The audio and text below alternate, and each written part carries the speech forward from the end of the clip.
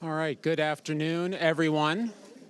Good afternoon to a full house here at University of Texas at Arlington. My name is Matt Ewalt. I serve the Texas Tribune as Senior Director of Events and Live Journalism. Welcome to those joining us in person here at the University of Texas at Arlington and those joining us online for our program today, North Texas and the 2025 legislative session, hosted by the Texas Tribune and Fort Worth Report. Our program today will run approximately 90 minutes, maybe a little over. First with a conversation with Representative Mitch Little and Representative Chris Turner as a live recording of the Tribune's podcast, TribCast, and that's with Editor-in-Chief Matthew Watkins and law and politics reporter Eleanor Klibanoff. This will be followed by a conversation with Representative Tony Tinderholt and Representative Salman Bhojani, hosted by Drew Shaw, local government accountability reporter for Fort Worth Report. So we will be including audience questions inside our conversations today, and both our in-person and online audience can submit questions through our Q&A portal at texastribune.org/ask. For those in person, you will find a QR code and URL on your printed program right where you're seated. And we'll also have the URL on the screen, lower third of the screen during the program. And if you're old school and just want to use a note card, flag me down and I'll get you a note card that we can share. But Matthew, Eleanor, and Drew will be monitoring your questions and including them as we have time during the program. We are grateful for the support of our sponsors. Our major sponsor for today's program is Raise Your Hand Texas, and our supporting sponsor is the Commit Partnership. Please note that while sponsorship provides critical support for the Tribune, sponsors play no role in programming or the line of questioning for Tribune events. We also want to thank our host, University of Texas at Arlington, for hosting us today for both of today's conversations. Here to offer a welcome on behalf of the university is President Jennifer Cowley.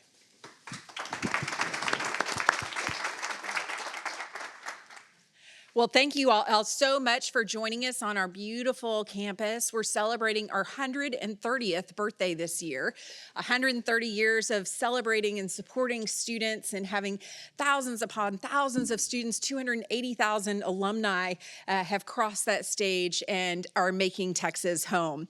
I want to say thank you to Matthew Watkins and Eleanor Klibanoff for the Texas Tribune leading today's discussion. I also want to extend a special thanks to our legislators who have joined us, and especially Chris Turner, because you support and represent UTA every day, and the time you spend to understand our issues and what will create impact in our Arlington community. Now, y'all, watching a Texas legislative session, it's a little bit like riding a roller coaster at Six Flags. You've got your ups and downs, sometimes upside downs, and it's a lot of fun most times to watch what's happening and the legislative process of how we take great ideas and turn them into laws, into funding that supports our institutions. And it is always fun to talk to our legislators about their thinking around what are the issues that matter. You know, our work, it directly impacts the economic development of our state. I'm responsible for creating the talent that is in our Texas businesses, community organizations, and so I'm especially interested in what the state can do to help support us and the broader impact on growing our Texas economy. Y'all, we are incredibly proud to be a partner of the state, and you know, we have 42,000 students at UTA. That's a lot of talent that we're producing. We're expecting our largest incoming freshman class this fall. And because of the commitment of our donors, as well as support in the form of formula funding from the state, as well as other resources, our signature Blaze Forward program means that 65% of our undergraduate students do not pay tuition and fees. That's really important that we make sure that we're keeping the cost of college affordable. It's something we know is an issue that matters to parents and our community members, and it is our shared support of our students that makes that possible. Now, we are a really amazing institution. We have top-class research facilities and faculty. We are considered an opportunity university because of the outstanding outcomes for our students. Our students earn more on average upon graduation than any other school in the University of Texas system and many other schools in the state. And that's because we have a central focus on making sure that we're preparing that talent that Texas needs. We are continuing to make investments and making sure this institution continues to grow. And as you look at buildings across campus, that is in part because of the investment of the state. And while this session, there wasn't an investment in capital facilities, on a regular basis, the state is helping us to build the incredible universities that we have here, right here in Arlington and across the state. Now, I could go on and on because I love this institution. As you can tell, I'm dressed in school colors today, full of school pride. But I do want to thank our representatives for their service, Representatives Little and Turner, and the Texas Tribune for its fair and thorough coverage of our state. Now, of course, the Texas Tribune recognizes great talent when they see it, and we have a number of our graduates who are on the Texas Tribune staff, as well as the Fort Worth Report that's here with us today. So I just want to say thank you for your partnership. Thank you for continuing to make our state the best state in the whole country. Thank you.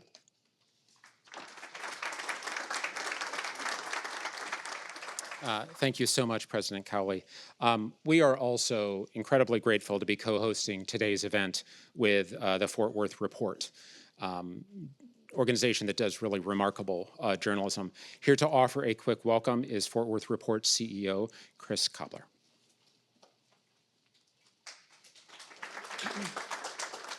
Hi, everyone. I'm Chris Cobbler. I'm the publisher of the Fort Worth Report and the Arlington Report. I want to point that out. We've been serving Arlington for a little over a year, and I really appreciate that and the warm welcome we've gotten here as we've done that. Arlington is a vibrant, exciting city, and we're happy to be here. We've been at the Fort Worth Report for over 4 years, and I want to encourage all of you, if you're not familiar with the Arlington Report or the Fort Worth Report, to consider coming to our upcoming candid conversation on creating a higher education hub in Fort Worth, Arlington, and Tarrant County. That's going to be August 28th, and you can find out a lot about that at arlingtonreport.org or fortworthreport.org. But I'll stop with that. Just thank you all for being here. Thank you to the Texas Tribune for hosting. Thank you for the state legislators who are here and will be at our session. Drew Shaw will be moderating that session right after this.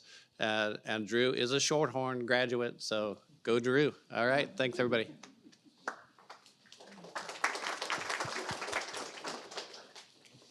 So let's get to our first program today. Just a reminder, you can submit those questions at texastribune.org/ask. Our first program is a live recording of TribCast with our hosts, Matthew Watkins, editor-in-chief of the Tribune, and law and politics reporter Eleanor Klibanoff. I turn the program over to Eleanor and Matthew to get things started.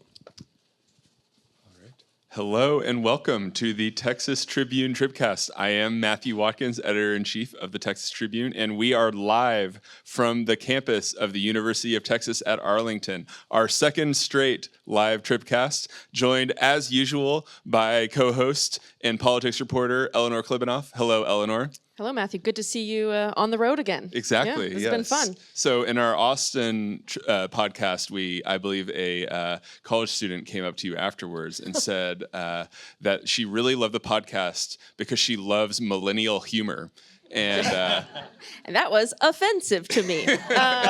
In fact, what she said was she's getting all of her friends to listen to it because Gen Z loves millennial humor.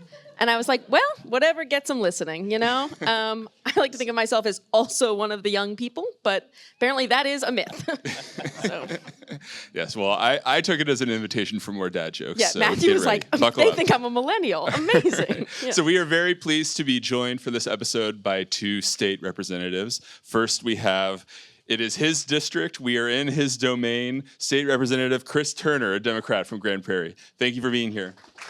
Thank you for having me. Great to be here. And we are near his district, not quite there. State Representative Mitch Little, a Republican from Louisville. It's good to be here with you. Thank you so much. I'm playing the road game. Chris is in the home game, and I will try to contribute to the millennial humor. I'm on the cusp between Gen X and millennial, but I'm close. You know, all generations welcome. You're being listened to by the youth, you should know. We're squarely Gen X, so no millennial humor here. Yeah. Yes. All right. Well, we need someone to balance this out here. Okay, so we're here to talk about the legislative session, its impact, what happened, some of the politics, and maybe look a little bit forward. So I want to start off just by talking about some of the big ticket items. I think more than anything, this legislative session was an education session, an issue where education was kind of at the forefront. It was something we were talking about in the lead up to the session. One of the biggest bills being HB2, an $8.5 billion infusion into the school system. And, another major bill that has sort of, in some ways, dominated legislative politics for years now, the school voucher education savings account program that passed this session as well. I believe, if I'm not mistaken, we have a yes vote and a no vote on the voucher bill. That's how that went, right, Chris? Yes. Which one was which? Tell us. I think he was a yes. I was definitely a no. And 2 yeses on HB2, right? Yes. Yes. All right. Let's start. We're on your home turf, so let's start with you, Representative Turner. Let us kind of help us understand from your perspective what this legislative session meant for education in this state overall. I mean, in your opinion, I think there's good and bad, right? But what should our big takeaway be, now that it's all said and done? Sure. Well, thanks again for having me. It's great to be here, and thank you all for doing this at UT Arlington. So there was definitely good and bad from my perspective. So we'll start with the good. The $8.5 billion additional to our public schools is definitely a good step for public education in this state. And just to remind everyone, in 2019, which has now been 6 years, we had landmark public school finance reform in the form of House Bill 3 that really increased funding and also made a lot of reforms that made funding work better for our public schools. But a lot has happened since then. We had a global pandemic, we've had high inflation, and there has not been a subsequent funding increase to our public schools in the 6 years since. So that's what made House Bill 2 so very important this year. While it was an important step forward, I'm gonna temper my enthusiasm just a little bit by pointing out 2 things. One, despite the $8.5 billion additional investment, that does not get us back to 2019 levels of funding because of inflationary pressures. It would really take probably a little more than twice that amount to get back to 2019 levels. So that's number one. Number two, I think that the bill the House passed in April was, again, while it could have been more, I think it was structured well, and it was structured around an increase in the basic allotment, which is the foundational funding mechanism we use for our public schools. We'll say it changed a lot in the Senate. It changed a lot coming out of the conference committee. I think it's still a good bill, but I do think it's a little overly prescriptive in how the funds are allocated and gives less flexibility to our school districts than I would like to see. But on balance, it's a good step forward. I think the key thing is we need to not take another 6 years before we address public school funding again. This needs to be something we prioritize every 2 years. On vouchers, ESAs, look, I'm strongly opposed to taking public funds and putting them into private schools. And I think that, we have a constitutional obligation in our state to provide for a free and efficient system of public schools. That's what our Constitution says. And I think vouchers flies in the face of that. And data from other states indicates vouchers have not been successful in improving outcomes. And costs have ballooned in the out years. And that is what I fear is going to happen in Texas if we don't have serious guardrails on this. But obviously, it had the votes to pass this time. It has passed, and we'll see how it works. But ultimately, I do not think it is going to make a significant difference, a positive difference for education in our state. So that was the good and the bad. For you, was it good and good on education? I didn't see anything bad. So as we look at the $8 billion bill that came out of the House on HB2. It got another $500 million added to it when it came back over from the Senate. Only the $8.5 billion was more cabined by its use. So it was compartmentalized as opposed to simply dumping more dollars into the basic allotment. We know that that money will get to classrooms. We know that it will get to teachers. So I think that's a wonderful thing. HB3 obviously provides some more educational options for families, and it's not going to be something that every single family in Texas is going to be able to access. It's a program, and it's still a government program, and we'll see what improvements it makes, if any. I think I look at the grand scheme of all the bills that were targeted at education, and for me, there was a lot to be excited about. Especially TASB and TASA were also very excited about the school discipline bills and their ability to get their hands around some of the things that were going on in the classroom. We have SB 12, which was the Parents' Bill of Rights. I think there's going to be a significant impact there, bringing the 10 Commandments and prayer time back into schools, making that possible for families to integrate that into their students' learning. It's a wonderful thing. I also was able to successfully pass out of the House Bill 4623, which ends sovereign immunity for students who were sexually abused in the school system, which I think is important. There are a lot of things in this session that were targeted at education, and I think it's a comprehensive overhaul of some things in the past that haven't worked. You know, we also ended the affirmative defenses for educators on harmful display of content to minors in the school system, and I think that was also an important step. I wonder, do you agree with Representative Turner's assessment that there's more work that needs to be done in this realm? What's your assessment of kind of how schools should be feeling about their financial situation now? Well, my school district seemed to be excited about the infusion of capital into the system, and I think it will make improvements. I think we constantly have to be diligent to determine whether what we're doing at the state level is actually reaching and improving student outcomes, because at the end of the day, it's about outcomes. Are our students improving or not? It's not just about injecting cash periodically. Are we getting the intended result? And I think we'll see improvements in the results as a result of this investment. Okay, another big measure that passed that got a lot of attention, is getting a lot of attention, is the ban on THC. This, as people may know, we have seen all these stores and shops pop up all across the state, big cities, rural areas, pretty much everywhere you can imagine, selling, substances with THC. They're, not, I guess, marijuana, but hemp-like substances that can get you high, like marijuana. The legislature moved to ban them. There is a push by some people to get Governor Abbott to veto this bill. I'm interested to see whether y'all think that's at all a realistic possibility. But it was interesting, for you two House members, because if you looked at past sessions, it seemed like the House was going a different direction in marijuana, like maybe being more open to expanding medical marijuana, which also happened this session, I should acknowledge, but also, even exploring ideas of decriminalization. Then we come around and take this very dramatic measure. Representative Little, you voted for this measure. I wonder if you could just tell us a little bit about why you felt like this was a good idea. Yeah, SB 3 was an interesting prism for how you view this topic. And on the Republican side, so not on Chris's side, but on the Republican side, you have this interesting schism between what I'll call conservatism and a more libertarian bent. And so not everyone on the Republican side is in agreement on SB 3. I voted for it because I heard the stories.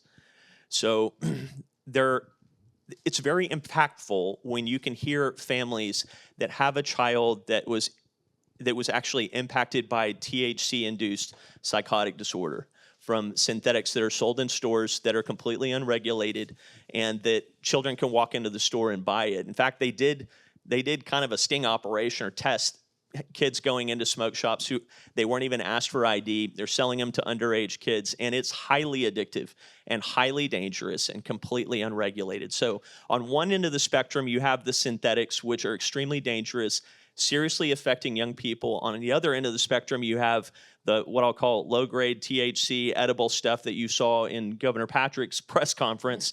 And thrown at a reporter. Yeah, I'm not going to throw anything at you guys today. Thank You'll you. see that my hands are empty. I didn't bring anything with me. No props. But so there is a schism in philosophy of adults saying, well, why can't we? When in reality, the people who are most negatively affected by this are young people.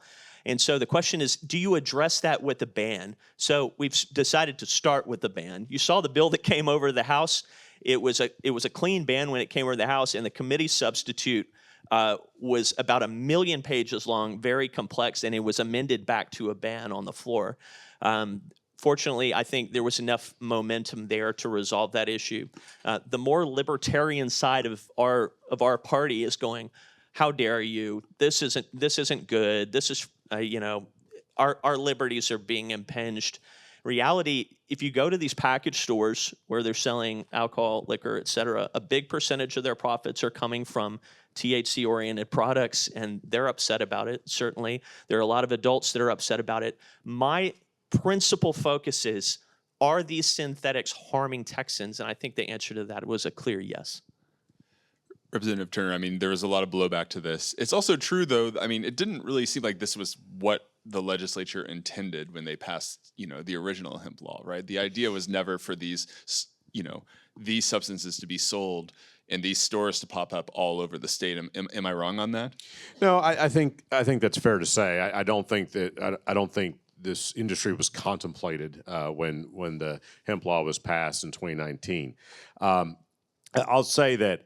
I sit on the State Affairs Committee, and we had a 17-hour hearing earlier in session on Senate Bill 3, as well as a House bill that also sought to ban most forms of hemp. And we heard a lot of powerful testimony from people who supported a complete ban, from parents, moms in particular, whose children have been adversely affected. We heard the law enforcement perspective.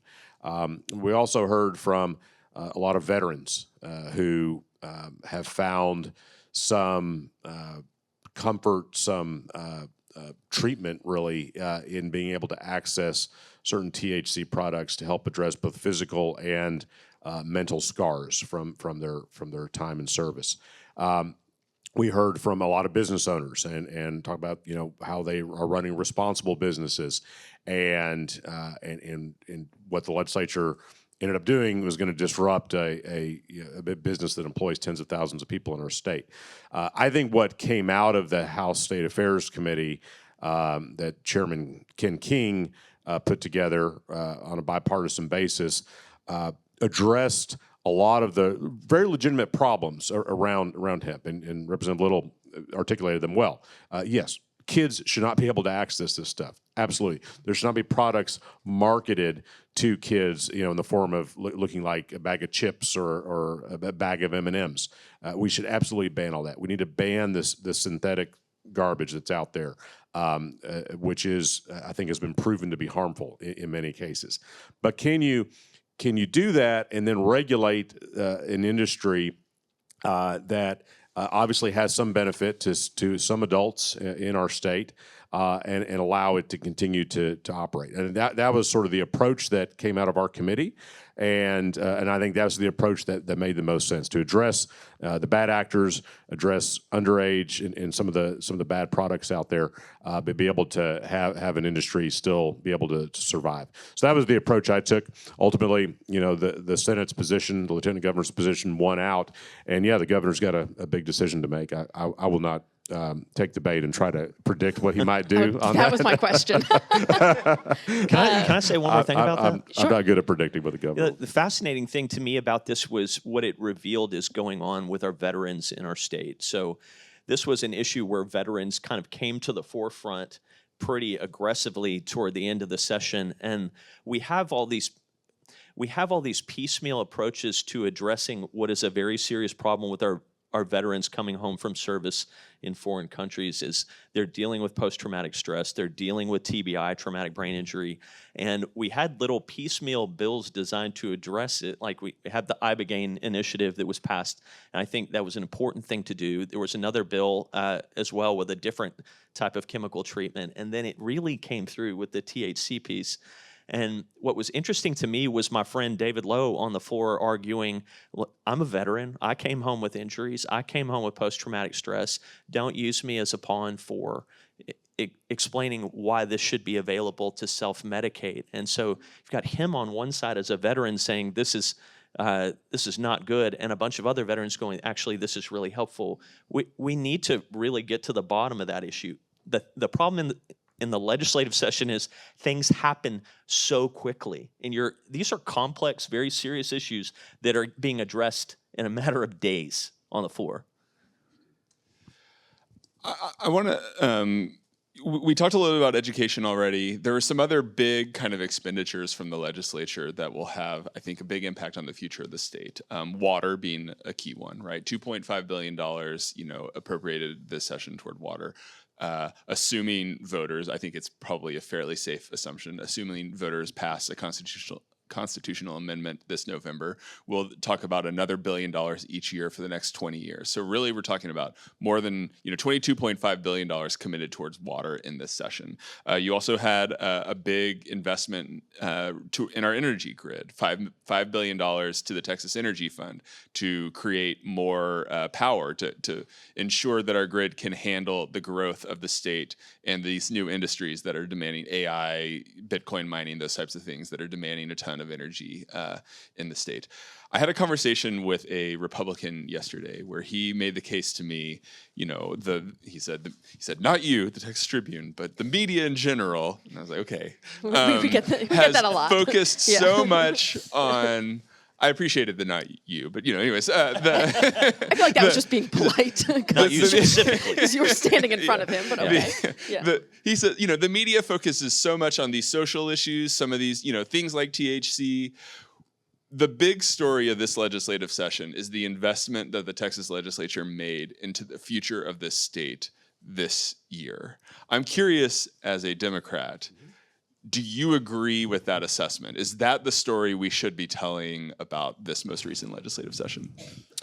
Well, I think both stories are important to tell. I think in terms of long-term investment, there's some good things to talk about. I think water to me stands out as a really good accomplishment done on a bipartisan basis that is taking a long-term approach to addressing a long-term challenge in our state. And I think that was one of the most positive things to come out of this session, without a doubt. And I would add, from a North Texas perspective, we beat back an attempt that seems to happen every 2 years to kill the Marvin Nichols Reservoir, which is critical to our long-term water planning for those of us here in the Dallas-Fort Worth region. So that was a really important win for our region. But as you're telling that story about long-term investment, I will say on the energy fund, the $5 billion that you mentioned, there was $5 billion allocated 2 years ago, another $5 billion in this budget. In my view, it's a boondoggle. And we're lighting money on fire in the Texas Energy Fund. This is something that if you talk to electricity generators, which is what this fund is designed to do, is to get more generation in the state of Texas, they will tell you, and they have told us in State Affairs Committee in the last 2 sessions, we do not need this. Financing is not the issue. And frankly, when this was originally passed 2 years ago, interest rates were still at historically low levels. So access to low interest loans was not the issue. The issue is how our electricity market is structured, and in our deregulated market, are generators able to come in and be able to make a profit and a return on investment for their shareholders, which is ultimately how they make a business decision. And the legislature still has not fully addressed that. And that's a difficult issue to address, and it's easier to say, well, we're just going to take $10 billion and put it in this energy fund and problem solved, but it is not solving the problem. So I think that's an important issue that is going to continue to fester until we really figure this out. I will say, thirdly, on transportation, that's an area where, again, we need some long-term planning, long-term thinking. Not a lot seemingly happened in the transportation area this session.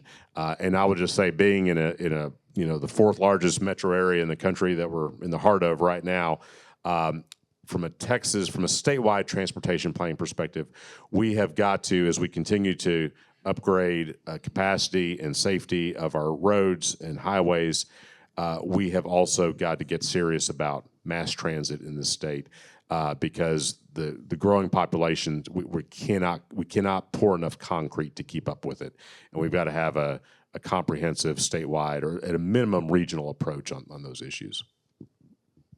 All right, I want to talk a little bit about politics here. Why? Why? We don't. You wanted? Oh, okay. All right. You know, 'cause let's have some fun. We came into this session. Well, let me do a quick history here, right? At the end of the last session, there was a lot of backlash against the speaker, Dade Phelan at the time, in part because of what happened with ESA school vouchers, in part because of the impeachment of Ken Paxton. Something You're going to have to Catch Representative Little up Yeah, on yeah, that. yeah. I think he Are wasn't you- there last session, so I actually think. No, I recall that. Were you I watching recall it on the news? The Yeah, impeachment. the impeachment. I heard Yeah. about it. You remember Okay, there? yeah. I remember it. Yes. You were there. I was there. I was there. Representative Little, of course, represented Ken Paxton in the impeachment trial. That's right. Yeah, That's the millennial humor they're talking about. that's right. That's it. Yeah. You know, there was a big push to remove that speaker, which then led to, for a brief period of time, a very open race. And that led to a race between Dustin Burrows, the current speaker, and another candidate who was supported by what we would maybe call the right wing of the party, right? In that race, I believe we have a Dustin Burrows vote and a non-Dustin Burrows vote. And I'm curious because we then went through a legislative session that many have talked about, including Lieutenant Governor Dan Patrick, as perhaps the most conservative legislative session we have been through. I wonder where each of y'all stand now. No on refunds, Chris. The Dustin Burrows Not asking for one. We might just have switched seats on this issue a little bit. Yeah. speaker Yes. decision that was made at the beginning of the session. You got your mic up, Yeah, so yeah. let's start with you. Totally fascinating how that had played out. Obviously, y'all probably know I'm a freshman. Chris has been doing this. This is like 7th term, right? 8th term. My goodness.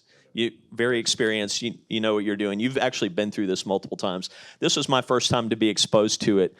You know, you go into politics, you go into the Texas House thinking that things are going to be one way, and they end up being another. I mean, I didn't know how much I would like Chris and Terry Mesa and Salman and some of the other folks that are here, and it actually is very easy to work with one another as professionals, but you don't know going in what it's going to be like with the new speaker either. Is he going to carry, quote unquote, carry water for the Democrats? Is he going to shut down Republican ideals? I was pleasantly surprised with the number of Republican Party of Texas priority bills that we passed, as well as some other important legislation. Things did not go the way that I thought they were going to go, Matthew. What did they go the way you thought they were going to go? Kinda. I think I don't know. I mean, you've also yeah. been doing this about how many 8 sessions, Matthew? Yeah. He's been doing it longer Yeah. than me. But so when you say things did not go the way you thought they were going to go, I take in that implicit is you mean it went better than you thought it would. Is that right? Yeah, it went a lot better than I thought it would. So let me ask you this. I mean, do you think Dustin Burrows should be speaker next time around? You okay? All right. That's Dustin Burrows' hype team. That was his intro music. Yeah, exactly. He's coming out, folks. Well, I'll just say it not from an evaluative standpoint, just a normative statement. He's going to be the speaker again, and I think he probably earned the right to be the speaker again based on the results. So I found, as someone who did not vote for him and should have been pushed to the margins, I found that he was very receptive to our initiatives and ideals in the House. And I think the results, not only in Senate bills passed, but in House bills passed, bear that out. I'm just curious on that. Like going forward, do you feel like, and I mean, I've heard this from other members, that, your freshman term, you come in really from the perspective of like almost you share the same perspective as many people that you represent who like don't have that insider view. And then you go inside and you realize, like you said, there's a lot more collaboration. There's a lot more working together. Do you think going forward that will change anything in sort of how you think about the role, how you talk to voters, sort of how you About the speaker's role? no about like the Or about my role? about your role, that this has been that there is more room for collaboration, that it's less My role and ideology didn't change. What I was pleasantly surprised by, I think I had in my mind the vision that everything that happens on the House floor is the product of what the speaker wants. And when you see it play out in real life, that there are negotiations going on led by Tony Tinderholt from the Conservative Caucus with the Speaker's office, and there are negotiations going on between the House Democrat Caucus and the Speaker. You see that there is so much important stuff going on any given day, and the Speaker has to manage it all simultaneously. It's a much bigger, more difficult job than I realized. I might go onto the floor on any given day with 3 things that I'm really focused on. His office has to be focused on everything that goes on. So it's very complex, but my role didn't change, or my attitude didn't change. Do you think, I mean, one of the reasons this happened was because of an unhappiness among the right wing of the party, among the voters, right? Do you think the voters' opinion has changed, or do you think there's going to be backlash for the people who back Burrows? Oh, I don't think I could speculate on that. Here's the problem. From my perspective, speaking only for my party's problem are the Republican representatives who vote with Chris and Salman and all those representatives instead of voting with me. Okay, that has nothing to do with the speaker. Sure. And Chris, We like those people. I know you. I know you I do. don't think That's that's why we need helping. to get rid of them. So need on more our of them. side of the ledger, our problem is fidelity to the values that the party espouses that they run on behalf of. If they want to express fidelity to some other ideology, they can run under that system. Our problem with the previous speaker was not poor communication or poor leadership. It just was total infidelity to our value system. Nobody sent the speaker there to impeach the attorney general who was sitting. They did send the speaker there to help manifest the Republican Party of Texas's priorities, and none of that happened in the previous 2 sessions meaningfully. So I see this as tremendous progress. yeah. All right, so where to start here? So some context. So Speaker Burrows is the 4th speaker I've served under. Speaker Joe Strauss, Dennis Bonnen, Dade Phelan, and now Dustin Burrows. They're all Republicans.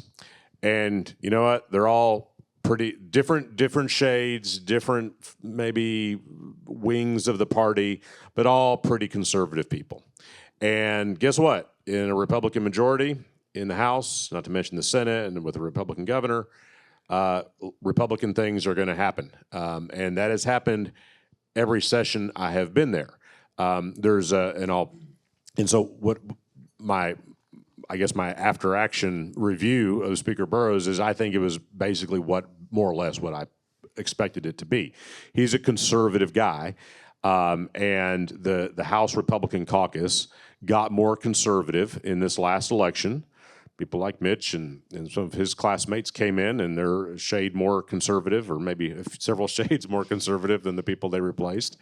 And frankly, and my party lost 2 seats in the last election. So there were ideologically the House shifted to the right in a couple of different ways. And so that said, it's a fallacy to think that Speaker Phelan, who I like a lot and respect a lot, was somehow this moderate to liberal speaker. Under Speaker Phelan's speakership, the legislature passed unlicensed carry, passed a complete and total ban on abortion in this state, and a horrific anti-voter bill in 2021 that the Democratic caucus broke quorum over for 5 weeks. So while I like Speaker Phelan, a lot of really, from my perspective, bad things happened while he was Speaker. And I could say the same about Joe Strauss, who I like a lot as well. But under Joe Strauss, we passed sanctuary cities, we passed campus carry, open carry. So the point is, in a Republican majority legislature and a Republican speaker and a complete Republican control of state government, there's going to be things that happen that are, from my perspective, really far out there.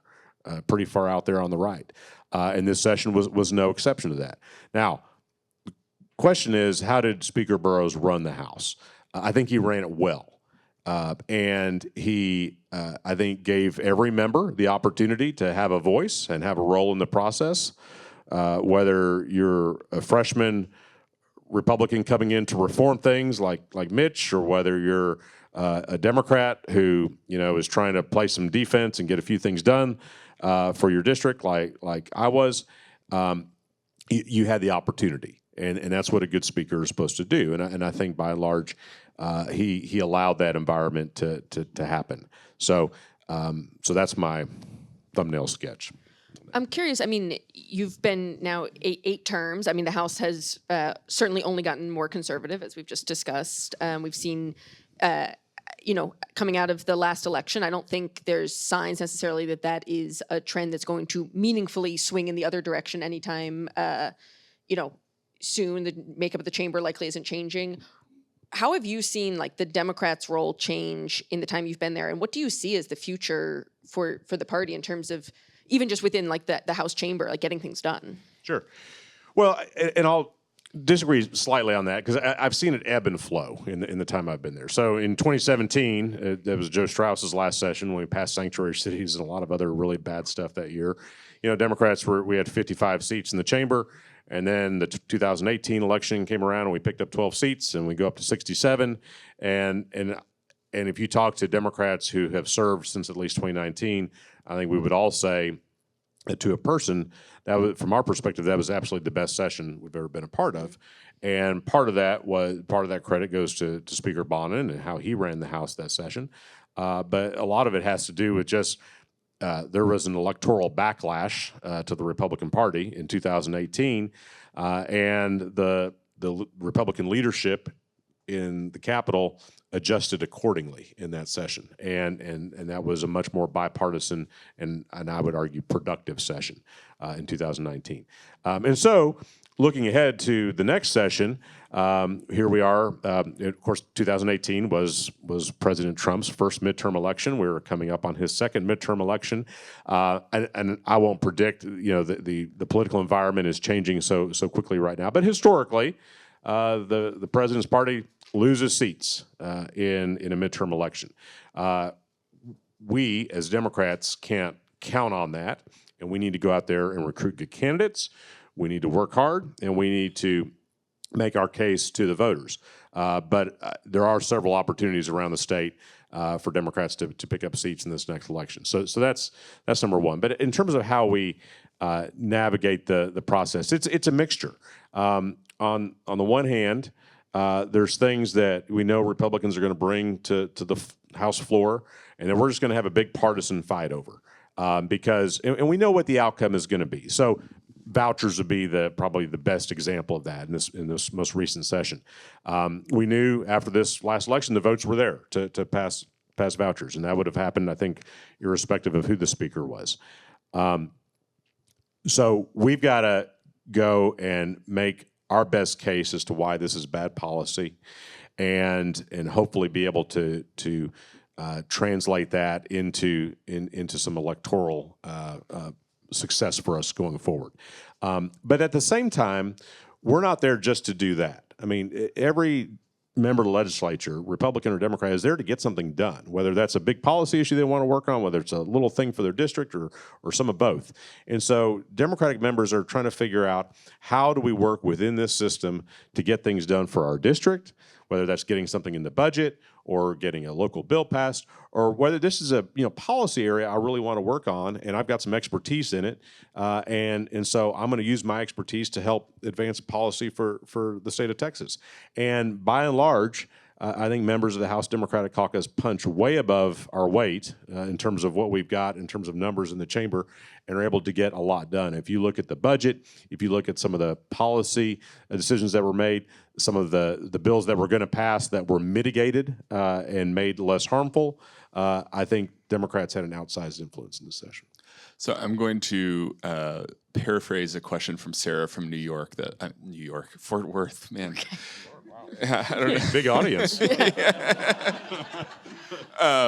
that asks, but I'm going to ask it in my own way, which is, Representative Little, you and the Speaker have one thing in common. Well, you have lots in common, but one of the things you have in common is that the biggest donor to Republican elections in the House right now, Texans for Lawsuit Reform, seems pretty mad at both of y'all. Not thrilled. I heard that.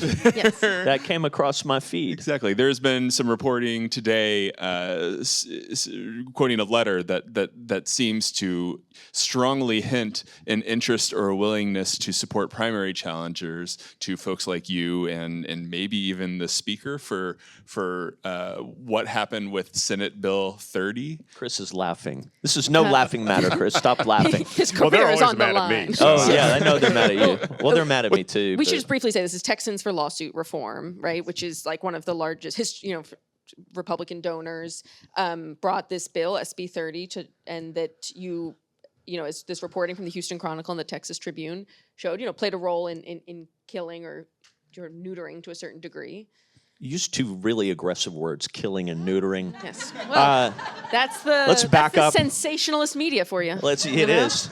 You guys are tabloid. Yeah, All right. exactly. Let's back up a couple steps. So that bill that came over from the Senate came over almost unanimous, Senate Bill 30. It was, in my view, the most significant rewrite of civil jurisprudence maybe in the history of our state.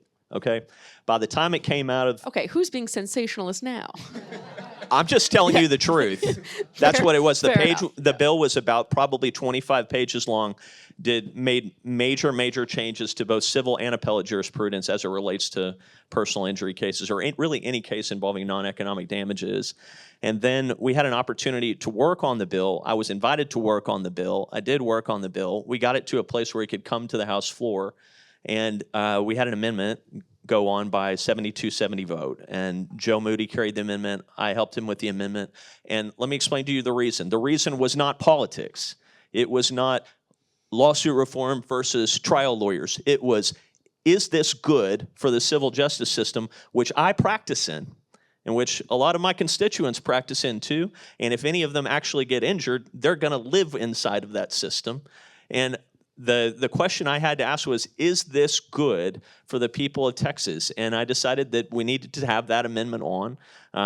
Joe Moody carried the amendment. It passed by the most narrow margin possible. If it had been a 71-71 vote, it would have failed. It passed 72-70. The amendment goes on. And you thought, okay, this is good. And then I voted for the bill. The bill passed out. So it goes over the Senate, goes to conference committee, and they want to strip the amendment out. I was on the House side one of 5 conferees, and I was a swing vote there on the conferees. And no, I didn't vote to take the amendment out because I don't think it's good for civil practice. I've been practicing in the courts of this state and all over the United States for the last 21 years. I've got a pretty good feel for what the rules of evidence are and are not. And when you try to massage the rules of evidence to get in information in cases where that may not be relevant or may be more prejudicial than probative, I have a problem with it. And so if we had started this discussion literally in January when the bill was filed, instead of, I don't know, maybe a day or so before the deadline on second reading, we could have had a more fulsome conversation about what the rules of evidence should be massaged to do and what they shouldn't be massaged to do. So now we're in politics, right? We're out of the legislative session. We're no longer making policy. And the political kickback or the political recoil from this is, we don't like those people because they worked on our bill. The only reason, I will tell you, I'm one of the only reasons that bill came to the floor, period. And Mark LaHood is too. And Speaker Burrows is too. And so the question people of Texas should be asking is this good for the people who live in my district? And we decided that as it was written, it was not. So is there political recoil from it? Probably. And I'll just tell you, they spent probably close to $1 million against me in the primary. That won't be anything new. If they want to find a primary challenger, the people who live in my district will decide who represents our district. And I'm fine with that outcome. So one last question as we were talking about primaries is, which primary will you be in? Because we, of course, also have a Attorney General's seat that will be open, and your name has been floated as a possible candidate there. Will you be running for that? You'll be the 4th or 5th to know, Matthew. Okay. This wounds So us. you Thought we got were gonna it have breaking wounds you. news. We want to be first. Was I always. invited first to the TribCast? Oh, okay. That's fair. Now the shoe's on That's the other fair. foot. I will Actually, say- to be fair, Eleanor, I'm on the TribCast because I bothered Matthew on the floor and I said, I listened to the TribCast. Why aren't Yes. you inviting me? And Mitch, You did. Representative Little did a little bit invite himself onto the TribCast, which I love. I was Any- respect just that. getting coffee at Starbucks, and you guys asked me to come up here on Yes. this panel. I'll say consider that an open. Any lawmakers that want to invite themselves onto the TribCast, you Yes. know, we've got a Open seat for you. What was the question again? Are you going to are run? you- Are you running for Attorney General? Yeah, I'll decide that when it's proper. I think, here's the thing. I just came out of a really traumatic experience. Chris, it's traumatic, isn't it? Sure. Yeah, I mean, it is. so you've done this 8 times. This is the first time I've done it where It's insane. you're up until 2 a.m. You're back on committee at 8 a.m. and it's like that for literally weeks and weeks and weeks.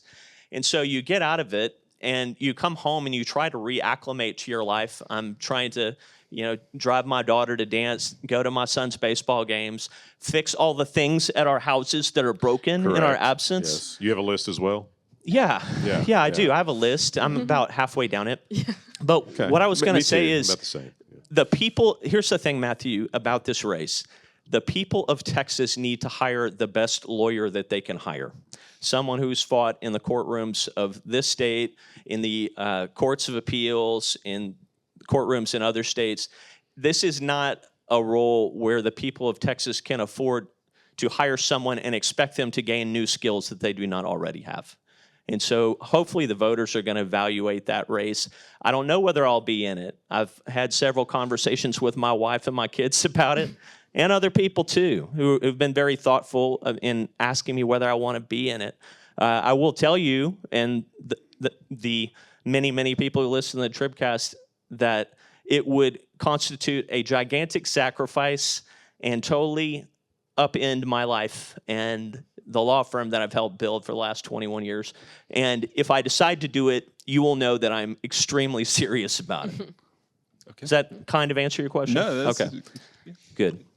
Matthew would like to leave it there, but I actually have something that we would like to share, and we would like actually, Representative Turner, you to be the judge of this, which is that we have a long-running outstanding question at the Texas Tribune, which is that, and I did bring props, and I'll go with the real. This is a major breach of decorum. Go ahead. I agree. Are Matthew and Representative Little separated at birth? This Stop is a it. question we have. This is a photo we have where they look. This is Representative Little, where they Dude. look remarkably similar. Okay, so We have this is from floated this around. 2018. And this is him in an astronaut okay. costume that Twitter created. This is from 2018. I've got less hair now than I did then. Don't we But all? this suit still fits, so I'm proud of that. great. I'll just say I don't know if we were separated at birth, but I like him a lot. We could have been if you I wanted appreciate to. that. I like you too. And this, so you know, is something that Renzo Downey has been pushing in the Yes, newsroom for a very long time, that we look very much That you guys alike. are- Well, he didn't tell me about that. I saw him every day for the last several months. He didn't tell me that. I Well, asked him funny. for the copy of the photo, I and he am- said, "Oh my God." I am not seeing the similarity. I am not. Thank you for your honesty, Clearly, I'm Chris. missing something. Thank you for your Yes. I honesty. will say, Mitch wore some very neutral, appropriate socks here at UT Arlington today, whereas Matthew is wearing Had to Aggie wear. Oh, socks. The- And I think there's a rule against that. But Where's the president? I Can we get him actually some did- UTA socks? Yes. Can we get him some UTA socks I before we did- leave? All right, please- good. Thank you, dude. I actually did have a moment when I was sitting up here and I was like, I can't believe I'm wearing these socks. I can't on the believe it UTA either. Campus. Can't The believe it background of these socks is that they were a giveaway at TribFest. There's a little goodie bag they do for speakers. And we have about like 12 Longhorns on staff. And they all gave me the Aggie socks that came from the giveaway. So basically, Sure. these are the only no socks one I wants wear. them. Yeah. Yeah. So what I'm hearing you say is we need UTA to become a part of TribFest and get us all socks. Yeah. All right. Yes. Well, this has gone completely off the rails. Absolutely. But As the TribCast usually does. Yeah. But thank you both for being here. This has been a great conversation. I really you. appreciate y'all. enjoy Totally it. awesome. Thank you. And this concludes the Texas Tribune TribCast. Thanks, guys. Thank y'all.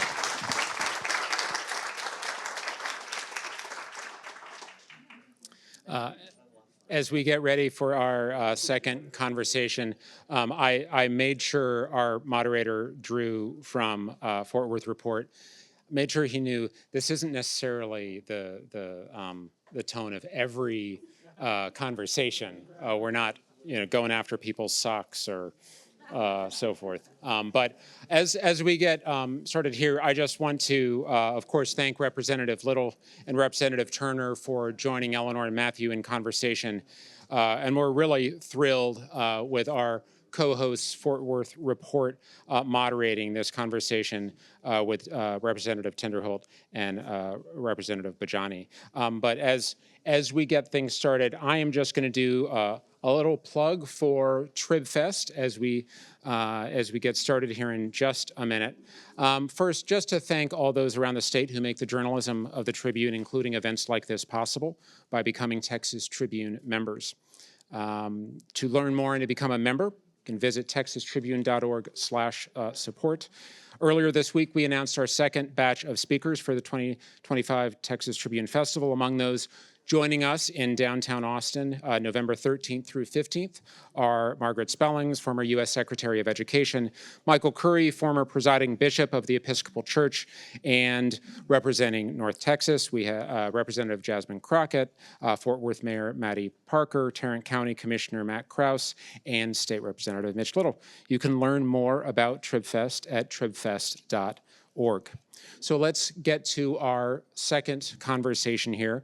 I will turn the program over to Drew Shaw, local government accountability reporter for Fort Worth Report. Remember that you can ask questions at texastribune.org/ask. And with that, turn the program over to Drew. Hi, thanks. Again, my name is Drew Shaw. I'm with the Fort Worth Report. Thanks again to Texas Tribune for having us. I'm here with Representative Salman Bhojani. How are you doing? Pretty good. Thanks for having me. Yeah, Bhojani represents the D-Euless.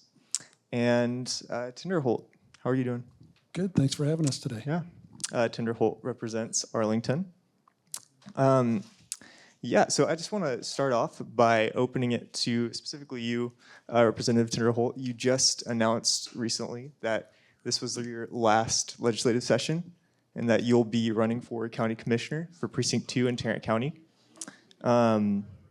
You announced it last week right after the County Commissioners Court controversially approved along party lines, a vote to redistrict Tarrant County. So I'm really curious kind of just to hear, A, why you chose 2026 as the time to make the pivot to Tarrant County politics, and then B, why you specifically chose last week on the day of this controversial vote to announce your candidacy. Sure. So no grand scheme behind it.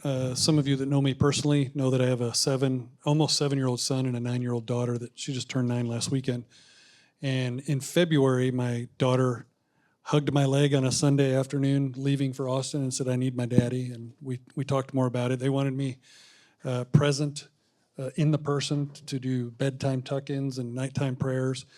And my wife and I talked about it. My son came and continued that conversation.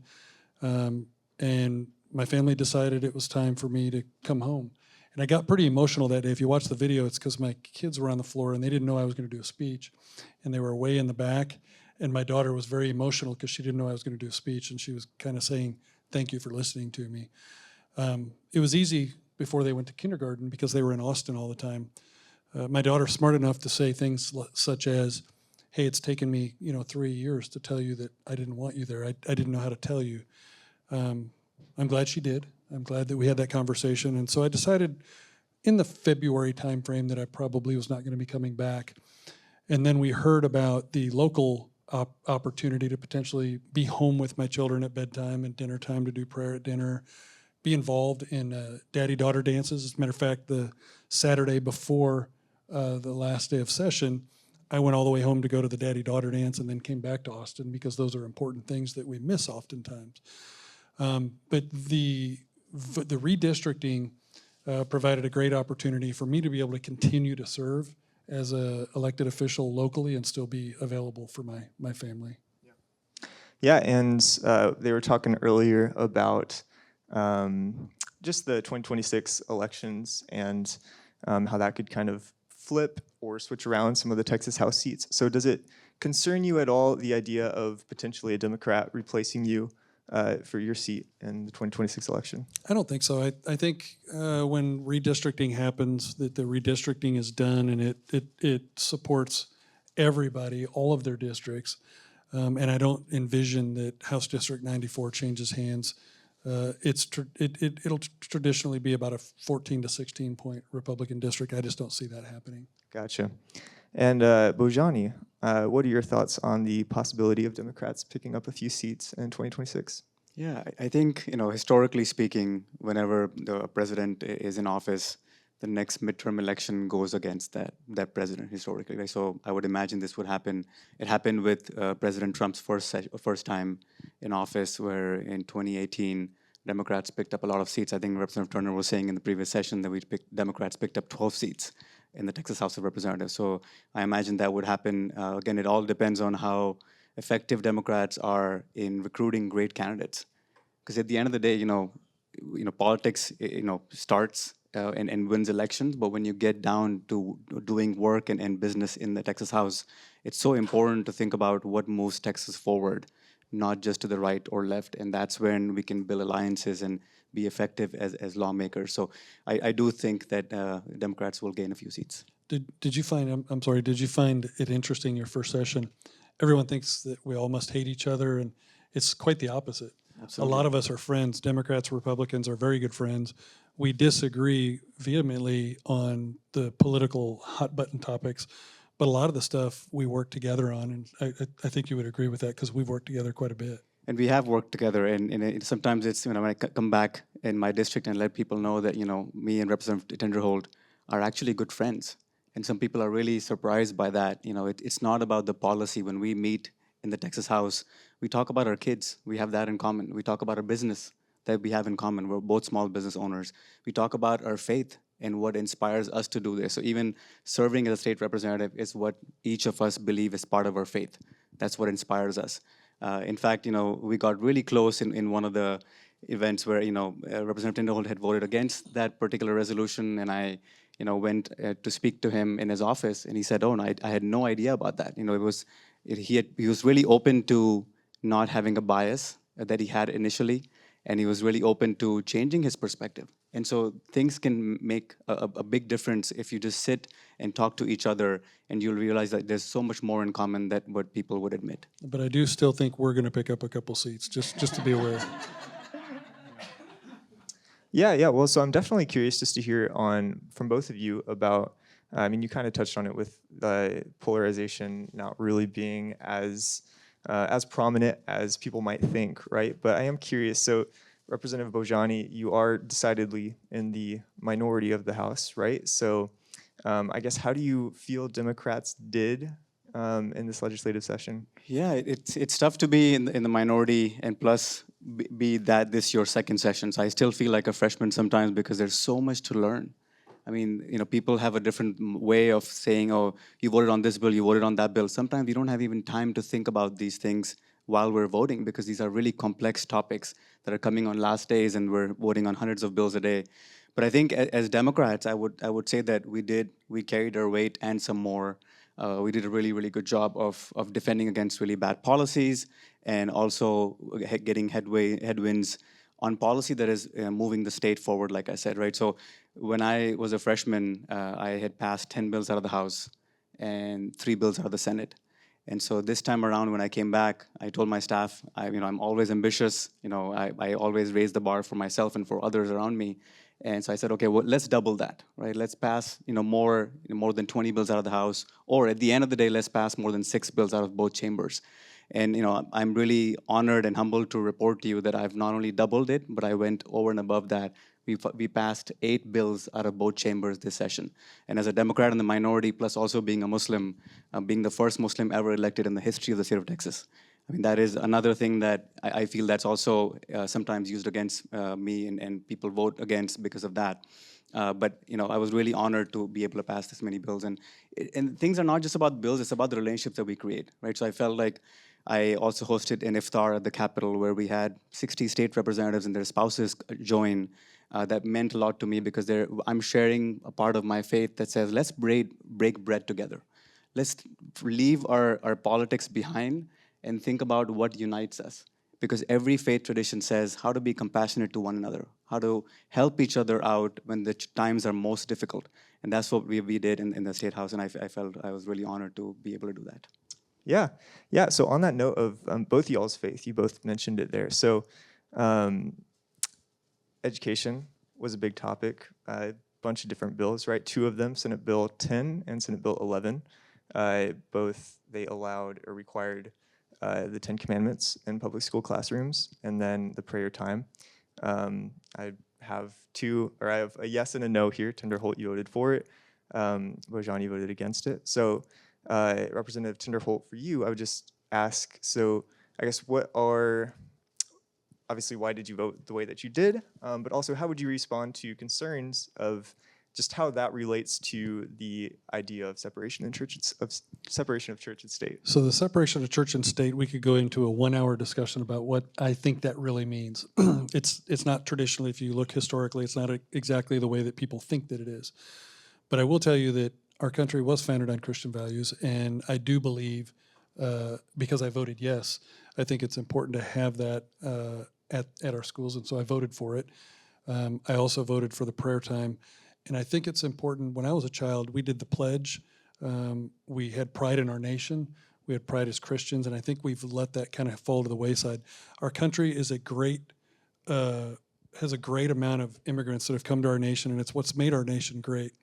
But I don't think that we should change the founding, the way that our country was founded around those great people that have come to our country. We don't go to other countries and ask them to change their ways of operating, and we would ask other people not to do the same when they come here.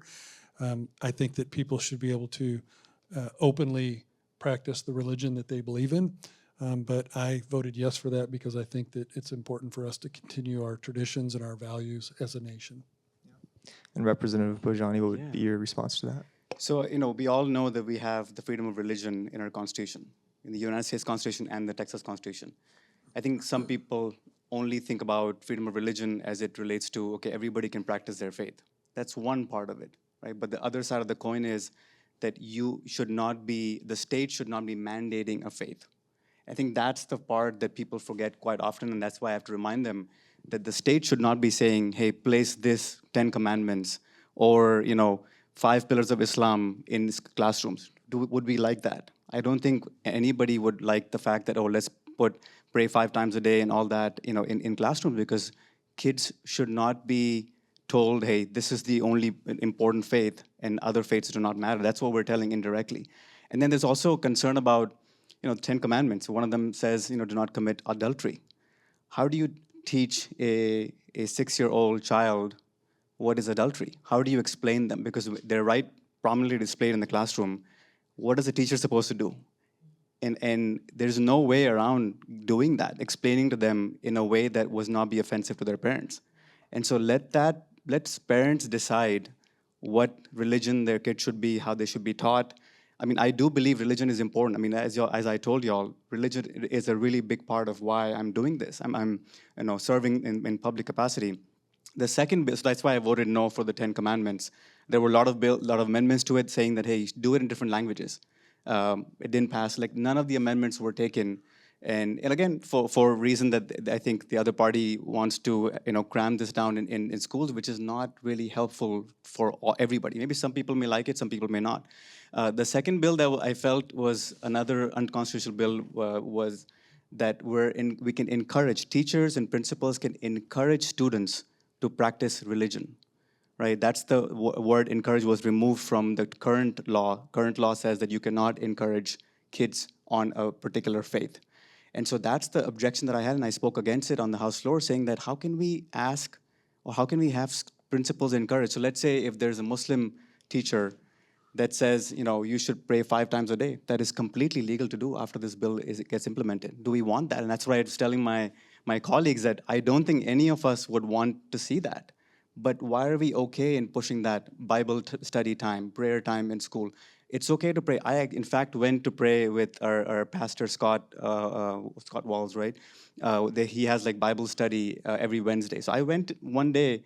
I'm Muslim, but I still believe in the teachings of Jesus Christ. I still believe in the Bible. right? So to me, it doesn't matter. I'm okay in praying, but to mandate that in schools, that is unfair and unconstitutional. That's why I voted against it. Yeah, yeah. So I want to, like, these are very personal and passionate, I guess, discussions that y'all are having a lot of times on the House floor around bills like this. So I guess taking disagreements like this and then putting that next to what you guys were saying earlier of how, you know, it's not as polarized as people might think. You guys get along a lot. I guess, can you guys give a little insight into how you're having these conversations as you're voting for legislation? Yeah, it's interesting because a lot of times we've become friends with a lot of members that we just disagree with. And I think it's important, and I think both of us have done a good job of differentiating your personal relationships from your policy. And I think it's important to have the discussions at the desk level about policy and have the talks around, hey, can I change your mind on this? No, you can't change my mind. Okay, I respect that. I disagree, but I disagree with you, but I respect your opinion as a member of the Texas House. And I think that's important. That's what happens. And I think you saw during my retirement speech, I think I had about the same amount, if not a couple more Democrats that came up and spoke about me leaving and the mutual respect that we have for one another. I think it's imperative on that House floor for us to all have that mutual respect for one another as members and as humans. And I think we have that. I think those discussions happen at the desk level, right there at your desk. Someone comes up and, hey, how are you voting on this bill? Why are you voting that way? Do you agree? Yeah, and most of the discussions that I've had, like, so I've gotten a reputation of being the hardest working member. That's what people tell me all the time, that because I'm always working on my bills. So when we're working on our bills, I'm not shy to go to Representative Tinderholt and say, Representative, you know, I've got this idea, you know, it's really good. Like, for example, mindfulness, you know, having an elective, mindfulness elective in Texas schools to be able to have kids focus on their education and be more productive and efficient and reduce their mental health. So I'll be talking about that, and he'll say, hey, you know, yeah, this seems like a good idea, or this doesn't. And then he'll say yes. And even after people vote on bills, so what y'all may know is there has to be every bill has to be read 3 times on the House floor. So once it's read, and then second time it's voted on. So, you know, sometimes Representative Tinderholt will say, he didn't vote with me on that particular, on my bill. And so I would go to him and say, would you be able to, you know, change your vote? You know, let me explain you the policy, because like I said, we're voting on hundreds of bills at one time. Not everything is very clear to us. So I would explain the policy, and I've actually gotten people to switch sometimes maybe 30 votes one way or the other. One of my bills almost died with 76 votes. Next time on the third reading, it got 110 votes. Why? Because I was able to go talk to each member and explain my bills, explain the policy and how it's going to be implemented. And that's really effective. So if people do that, that's good. But on these very partisan and controversial issues, I don't go up to Representative Tinderholt, and he doesn't come up to me and say, hey, why did you vote this way? Right? Because we can't be taking out each other's policies on each other, because he represented a different district than I do. Right? So he's voting his district, I'm voting my district. And so sometimes it's not just about what we believe in, but it's also about what our constituents believe in. Because I'll tell you one thing, a lot of members last session told me, hey, if I don't vote against your bill, I will not coming back, because my constituents will vote me out because I voted for this bill. And so I said, I totally understand. And then it actually happened. 15 of my really good friends did not come back this session. They were Republican, because they were moderate, and they were opposed by a more conservative Republican in their primary, and they lost their race. So I totally understand. I would rather have representatives like Representative Tinderholt, who actually work well in a bipartisan way, than to have someone that is not going to even care to listen and respect each other. Because mutual respect is the most important thing. Every member should be respected for being elected, for serving the people of Texas. Yeah, so I want to, with what Representative Bhojani was saying, with you having a reputation more for, I guess, being somebody who can have conversations with the other side of the aisle. I'm curious if in your 10 years or nearly 10 years on in the legislature, have you seen any cultural change? Has that been harder? We just talk a lot about increased polarization nowadays versus a few years ago. So have you noticed any of that in your own attempts to reach across the aisle? I think over time in the Texas House, I think the House has moved from the middle, and it's started to drift a little bit to the right on policy. But I think the mutual respect has been there for decades before I got there. I think you have to look at each other as colleagues, and you respect the differences of one another, and we respect the fact that we represent different groups of about 205,000 people. And if everyone thought the way that I thought or the way that Salman thought, we wouldn't need the legislature. We just need one person to go down there and dictate everything that happened, and that's not how the process works. I would say that it's stayed about the same. I think there's always been some level of mutual respect and trying to have an understanding that I think I'm right, but he thinks he's right, and we have to respect that. There's 150 members there, and all you have to do is be able to count to 76. You really do. You got to count to 76, and you have to try to get 76 votes for anything. Yeah, they were talking a bit earlier about the speaker race and how this legislative session opened with a big, I guess, spotlight on the speaker race. Representative Tinderholt, you supported David Cook, who represents Mansfield, who obviously did not clutch the speaker nomination. So I guess, how do you feel you fared under Burrows? Look, we wanted reform. We wanted, when we talked reform, we wanted the rules to change closer to when the legislature started, where you give the power of things happening on the floor and how it operates back to the members, and you don't have it all centralized into one location where the lobbyists are all going to the speaker to try to pass a bill, where the lobbyists are going out to 150 members and trying to tell you why their bill is good or why something is bad. And so that the money is spread out amongst 150,000 people or 150 people versus the speaker's office. I would say that we lost the race for speaker, but it was actually the best race we've had since I've been there. We had 50 plus votes for David Cook. But I think what it did is it shed light on the fact that the majority of Republicans in the caucus want Republicans to use Republicans to choose our speaker candidate and then come to the floor. Was I disappointed that Dustin Burrows went to the Democrats and had a majority of Democrats with a minority of Republicans? Absolutely disappointed. My hope is that this next session that Dustin Burrows sees that he can jump into the arms of Republicans and that we will support the person that goes to the Republicans first. Because traditionally what happens, you'll hear Democrats say, and I don't blame them, they'll say, hey, we fared okay this session. Well, it's because when people go to the Democrats, you have to keep them happy. And so there's things that have to be done to keep the speaker in power of the Texas House. My hope is that this next session that the speaker goes to the Republicans, says, hey, let's go out united to the House floor and let's win. And this is nothing, we talk about these types of things. If you think we're being offensive to each other, we're not. There's the personal relationships and there's the policy, and part of policy is choosing the speaker. I would say this session was better than the last. The session turned out a little bit better than what I thought. My hope is that Speaker Burrows goes to the Republicans this time, to the caucus, and comes out to the floor with the majority of the caucus. Or if he can't do that, that someone else does. Because the voters voted for a Republican governor, Republican lieutenant governor, and gave us the majority in the House. We should legislate that way. And so that's my long talk about how I think it turns out this next session. And Representative Bhojani, what is your thoughts on watching the speaker race and then everything you said? I think that the Texas House of Representatives has a really great tradition for such a long time where we work in a bipartisan manner, where there's no aisle. I don't know if you all know, there's an aisle, but I sit on the left side of the House, and there are a lot of Democrats and a lot of Republicans. And on either side, we have more Democrats and Republicans together. And so we are not dug into our heels and we're like, okay, our party is gonna win at any cost. That's how we feel, and I think that's the right approach. It's not like US Congress, where you can't have anything done if you're in the minority party. And I would like that, even if Democrats were in control today, I would also say the same thing. Because when constituents are electing somebody in their seat, they want that somebody to have enough power as 150 members do, each have equal power.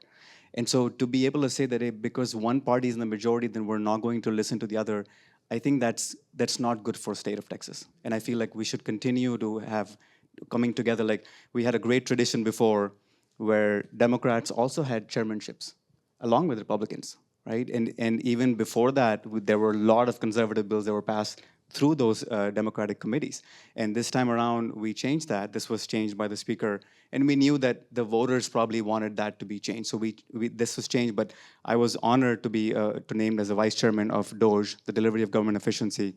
And we did remarkable work in that committee to move the government more efficient, more effective, to add more technology, like quantum computing, AI, machine learning, all that was added to the Texas legislature this time around because we had people from both sides of the aisle work towards that goal. So I feel like, I understand that the Republicans have a caucus rule that every Republican House Speaker candidate is supposed to win in the Republican Party, but Republican caucus. But I think it's important to get Democrat support as well. Right, and I think that's what Speaker Burrows did, and I really appreciate him for doing that, and allowing Democrats to have some say. This time we had Vice Chairman have a budget as well. Never before do Vice Chairman have any budget, so this time we have it, so that's another really good thing. One thing I want to touch on that we were talking about is when we talked about the reform group never wanted to abuse or stonewall or stop Democrats from doing things. They are elected members on the House floor. They should be able to pass bills that just like anyone on the floor should be. So when you hear that the reform people saw that we have a majority that we should legislate that way, we should legislate that way. But it should not be at the cost of Democrats being pushed aside. They have important bills for their district. They have things happening in their district that they need to pass. So I want to be very clear about what the reform movement was about in choosing the Speaker. It was definitely not to punish Democrats. It's not to make them not be able to pass bills. It was so that we could push Republican priorities to the front of the calendar and just get them knocked out early in the session, so then we can go about passing Republican and Democrat bills that are good for our districts, that our districts need and want. Yeah, wrapping up, I just want to ask you all both about, so growth is something we talk a lot about in North Texas, rapid growth. And also just with public transportation, that's another big issue, especially in Arlington. In 2026, they'll host the World Cup, and then in 2028, potentially the Olympics, right? Or at some point. So I guess I'm just curious to hear, I guess, what do you think when you think about how you prepped for future growth and investment and smart growth for both of your districts? Where does your mind go? What are some of the biggest accomplishments that you would point to?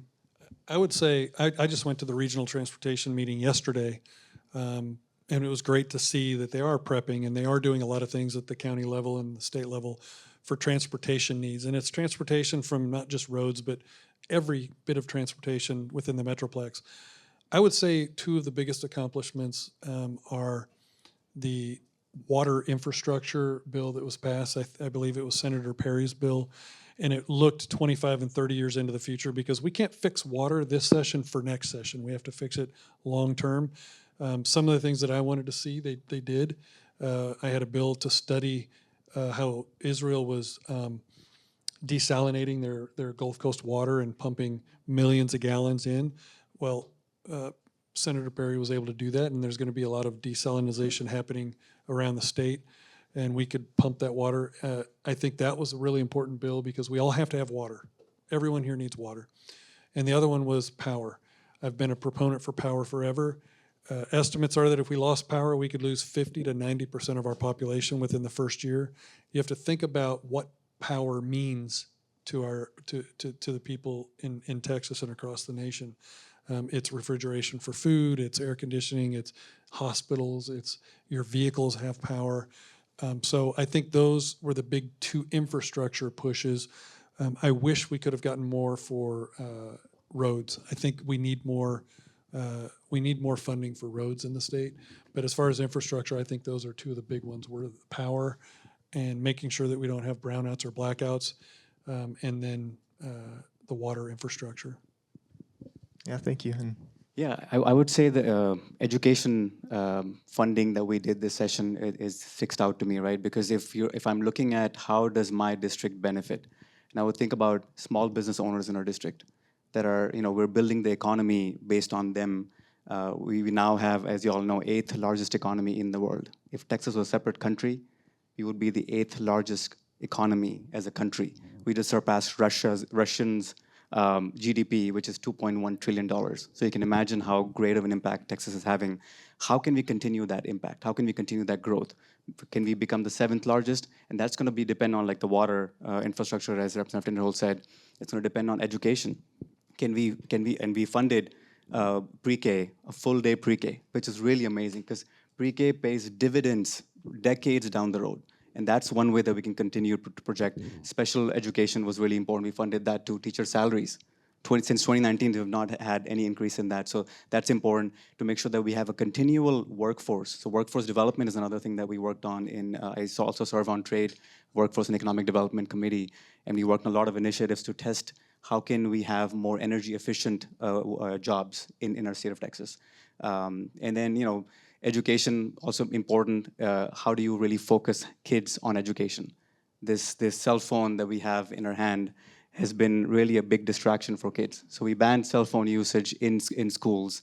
I think that was really important. It was overwhelming support in the House, and I was proud to co-author that with Representative Caroline Fairley. That's going to help kids understand and focus in the classroom and be able to learn, so that way they can be the best, productive workers and start businesses and continue to grow the Texas economy we have.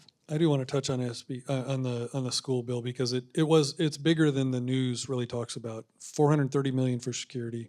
$850 million, I think, for special education. I think we fully funded pre-K. 4.5. It was 8.5 billion. 4.5 billion of that, I believe, was teacher pay raises to incentivize teachers to stay. It also did pay raises for teachers in hard to fill and hard to keep areas. The largest one session investment into public education. And you're right. If they'd offered 3, I would have, instead of 2 topics, I would have mentioned education. Because the teachers in the state are literally shaping the future of our state and our nation by doing it. And I think we did a really good job of investing into, I think it was a $1,600 per student. When you wrap all the money together, it was $1,600 per student increase. And I think you'll hear teachers always say they need more. The legislature oftentimes thinks that there's more money needed, but there's a lot of other places that money has to go throughout the session. But I agree with you on the education piece. Just want to quickly follow up on that. I think to say that we have fully funded public school education, I think that would not be accurate. I would think that every session moving forward should be a school finance session, because we need to address this issue again and again. Like 2019 levels, we're not even meeting 2019 levels with inflation. So we need to make sure we continue to fund schools and ensure that we are holding them accountable. And that's what DOGE is doing. And I'm honored to serve with Representative Tinderholt in DOGE. And during the interim, we'll look at charter schools, we'll look at public schools. I'm very, very honored to represent HEB ISD, which is one of the best schools in the entire state of Texas. And I'm not just saying that because I'm obviously biased, but there was people that came in the DOGE committee and spoke about which school districts are doing the best, and they said HEB ISD is doing the best work, and I think Arlington ISD as well. But I think we need to continue to make sure that we're holding them accountable, and we're funding it so that way our kids are getting. Nobody can argue against the fact that we need our kids. Every kid in the state of Texas should get a quality education. There's no argument on that. How do we get through that is what hopefully DOGE will work on, and we should work on the next session as well. Yeah, thanks for pointing that out. Obviously, education was a huge ticket item this session, and definitely something that we'll continue to have conversations on as we look back on this legislative session, and then obviously in future ones. So yeah, with that, I'll hand it off to Matt. Yeah. Thank you guys so much for sitting down and for being honest. Thank you for having us.